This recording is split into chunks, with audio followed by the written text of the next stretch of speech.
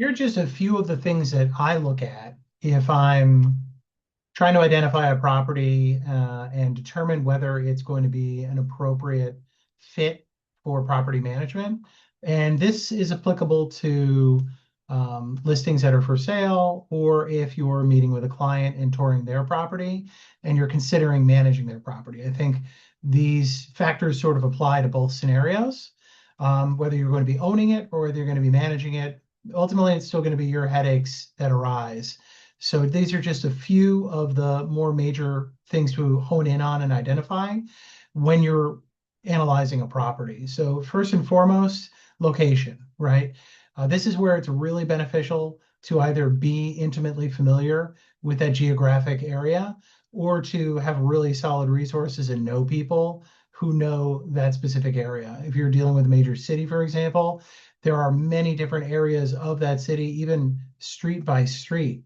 There are locations that are better than others. There are areas that historically, tend to be a higher risk area where you're going to have a harder time finding a qualified tenant for one reason or another, whether it's crime, historical crime, whether it's an issue with parking, or perhaps that area of the city historically floods.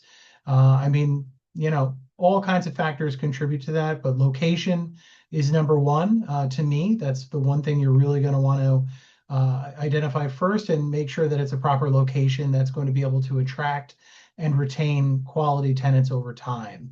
And another thing to keep in mind too is that in many major cities, locations change year by year. I mean, I've had it where for a period of 2 to 3 years at a time, these streets aren't very popular and they're just not places that people want to live. And then over time, sort of those trends change. So again, this is where it really helps to either be intimately familiar with an area yourself or to have resources in place that are local, people who know those areas well and can provide you with the information. So then we get onto the property itself. Okay, we've identified parking. That's a big one. Is there on-street parking, off-street parking? Is it a very narrow alleyway to get in and out, like a one-car situation?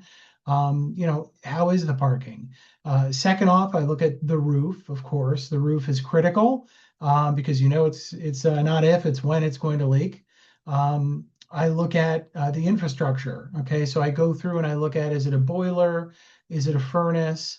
Do we have mini splits? I want to test everything. I want to check everything thoroughly to make sure that it's fully functional. I want to see if there have been any previous signs of issues. Like I've looked at systems before where I can tell there's been a fire in the past, where there's been smoke.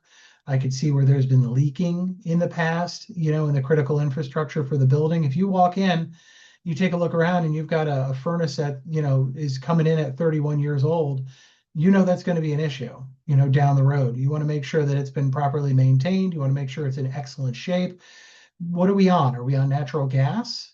Are we on oil? If you run out of oil in a system and you go too long, you're going to have it purged to get the air out of it, clean out the jets. I mean, oil comes up with its own, list of sort of challenges as well. Next up, I'm looking in the electrical, right? I want to see, are we talking about generations of different technology within this house, different electrical systems in the house, or is it neat and clean and all modern? Are we three-prong outlets or two-prong outlets, right? Are we dealing with an antiquated infrastructure where we're going to be tripping breakers all the time? I mean, shoot, I've even seen my share of buildings that still have fuses. So, that's something that's going to be an issue, especially with the higher consumption, the higher load of electrical usage that modern tenants are having on homes. You want to be mindful of that. I'm also looking for mold. That's a big one. I'm looking for any kind of moisture. When I walk down in the basement, does it feel damp and wet? Does it have that scent in the air? Is it something that I feel can be mitigated with a series of perhaps two dehumidifiers on either side that have drainage hoses running to them that go to a pit or a drain that are automatically set to a certain humidity level? Or is it something I feel is kind of beyond that, right? Am I smelling rotten wood? Am I seeing signs of previous flooding? Water line on the wall where you can see where there's been flooding. I've been in basements where you see the the boiler has been lifted up, the hot water heater, everything's been lifted up, and not too long ago. So that tells me that perhaps we have, some flooding issues in this building, and that might be something I'm going to consider avoiding if I feel like I can't keep that under control. I'm also looking at it from a perspective of how well can I automate this property, right? I've got this beautiful property, but it's on a well and it's on septic. Those are two major red flags from a management perspective. And a lot of people might say to you, oh, no, it's no big deal. Yeah, no, it's a big deal.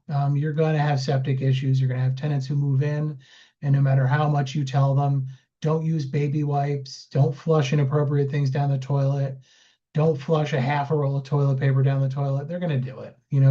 Most tenants aren't really well versed or familiar with the limitations of a septic system. And then you got a nightmare on your hands. Same thing with the well. And, I've had properties that have a well, and you advise them that, there's a finite amount of water available at any given time. And what do? They fill up a swimming pool. They run sprinklers, they run the hose all day, and then they run out of water, and it's your emergency. And then you get all kinds of complications from, pulling from the bottom of the well and pulling up sediment, and, issues with the pump. So, those are very unattractive features in a property. I want to know that this is a property I can automate, where I don't feel like I have to have a lot of manual involvement with this property, right? If it's a rental, it needs to kind of run itself, or you need to be able to at least implement that system. And also the tenants that are there, right? As I'm walking through, if it's an occupied property and it has tenants living in it, I'm looking around. I'm saying, how are they keeping this place? Are they acquiring a lot of goods? Is things sort of piling up, right? Is their apartment clean? Are they caring for the place? I'm going to be kind of mindful of that, because again, as soon as I'm the landlord, it's going to be my problem, right? I'm going to have to deal with this. And oftentimes, if you have a tenant that's been there for a very long time, they're comfortable with living a certain way. Perhaps their previous landlord has been very hands-off. It's actually going to probably, I hate to say it, and sometimes I'm wrong, probably going to be easier to part ways with them, if you're having issues, and get somebody new in there and establish a new relationship.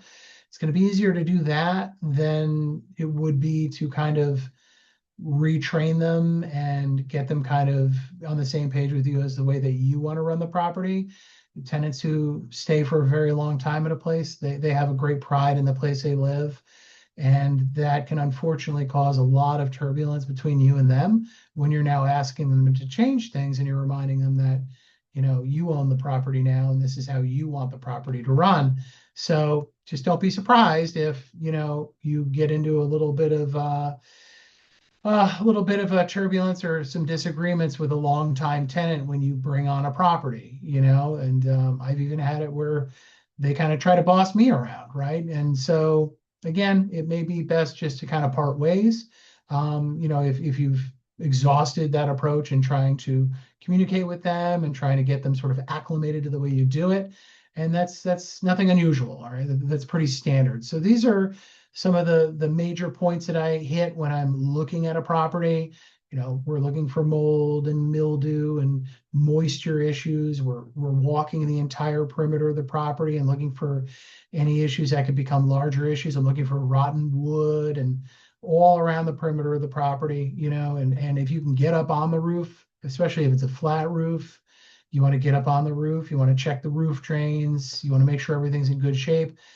You basically want to look for anything that's a red flag that's going to create a challenge for you. And always ask, if you're, working with a prospective client, in this case, and you're walking the property, ask them. And then I also ask the tenants too, hey, how is everything here? If you had any issues?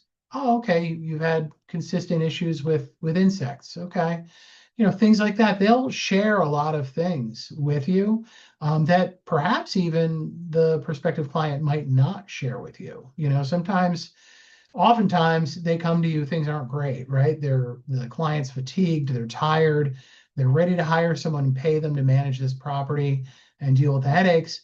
So sometimes they conveniently gloss over some of the important things that you should be aware of, because they think that it might endanger the likelihood of you doing business with them. So sometimes if you just chat with a tenant about it, they'll share things that the property owner didn't disclose previously. So hope this information helps, and best of luck.